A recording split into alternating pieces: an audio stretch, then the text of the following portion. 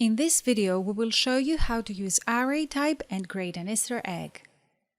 Using a simple ellipse shape and the array on fill, we will create an Easter egg in just a few steps. The procedure is simple. Select both elliptic shapes and click on the array type on the Fill Properties tab. We will select Circular Fill Placement. We can adjust the properties of the array using numeric values. Add more steps.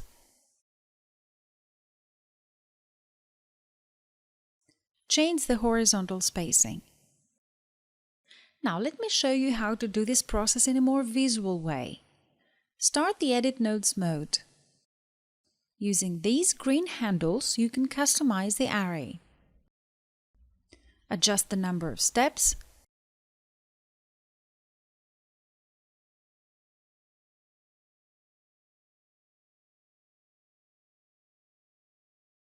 Change the horizontal spacing. And finally move the center of the circle.